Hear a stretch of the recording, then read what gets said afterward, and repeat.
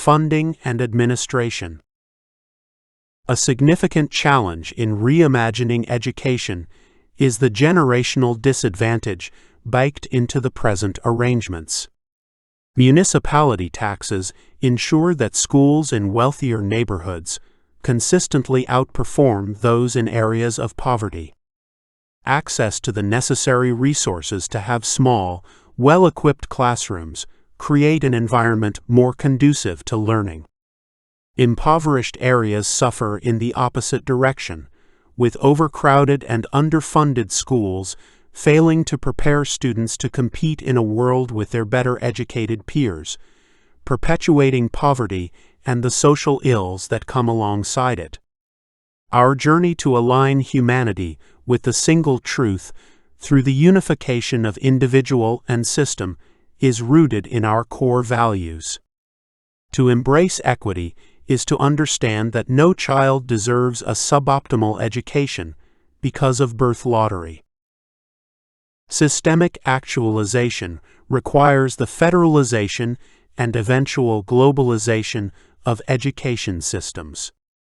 This is not a call for conformity in learning methods or experimentation, but rather a deepening of cooperative efforts and resources.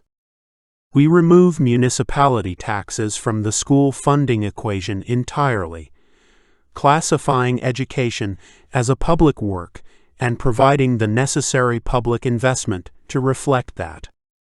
One immediate alternative would be to shift existing property taxes into a federal fund and direct other revenue sources and federal capital creation into it. Under no circumstance does a community pay more into the program than their community receives. In the majority of cases, more funds will be received. Eventually, financing takes form through an international and then global model, where education becomes part of a planetary social contract.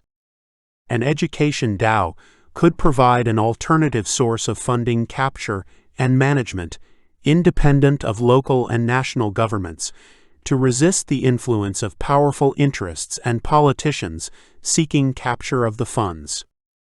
Our embrace of education as one of the 8 dignities brings the responsibility to classify the resources necessary as beyond the reach of those who might sell the child's future for their own immediate gain. Determining funding priorities might begin by evaluating our highest-performing schools, starting nationally with the long-term intent of global cooperation to determine best practices. By understanding the programs, educators, and lessons that contribute to successful institutions, we can build ideal frameworks to share and implement. Different geographic locations will have different needs and circumstances, so any program we develop should allow for aspects of customization. What matters most is the core framework of transitioning education to support deep learning through the cooperative matrix approach toward learning. Whenever necessary, local specialists customize lesson strategies to meet the needs of local students. Our transition toward a new direction should begin immediately, but we should also consider the potential obstacles ahead. Given their present conditioning, students may lack the will and interest to participate in the degrees necessary for the most significant educational impact.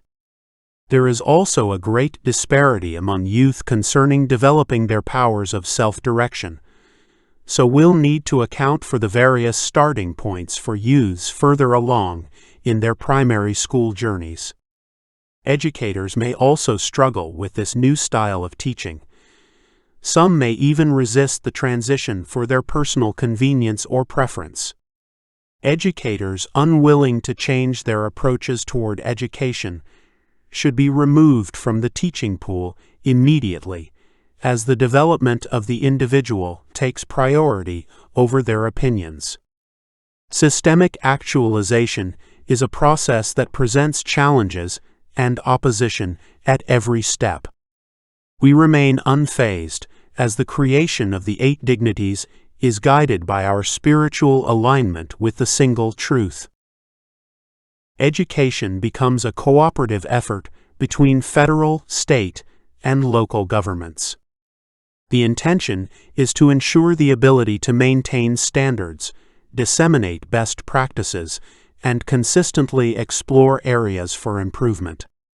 When a school fails to meet federal quality standards, professionals are brought in to reform the school, bring it up to speed, and hand it back to community control.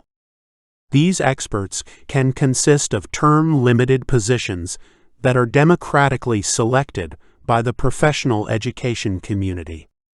We stop making educational failures regional, cultural, and economic issues, and instead collectively accept responsibility for future generations in perpetuity. Our goal is to bring education under public control, removing the influence of political actors from the equation. An education DAO might serve to facilitate the maintenance of quality standards and best practices, as well as the elections of individuals tasked with reformation in alignment with our new vision of learning. Transforming education from a local to a national scope is an effort to enshrine the development of individual agency within the world. The changing nature of time, our universe of exponential growth, and the single truth and the relational universe highlight the inadequacy of our present frameworks.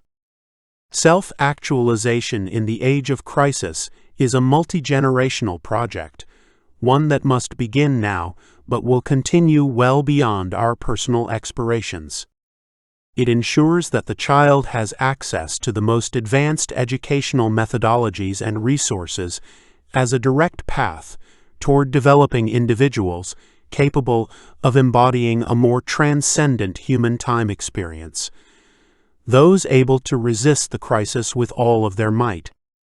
To deny an individual the best possible quality education because of their parents' economic status is unjust and immoral. Those who resist education as a human dignity deny their responsibility to the other, in direct conflict with the single truth and the relational universe. Systemic actualization is rooted in a perpetual campaign to challenge and change youth education to meet the needs of the moment.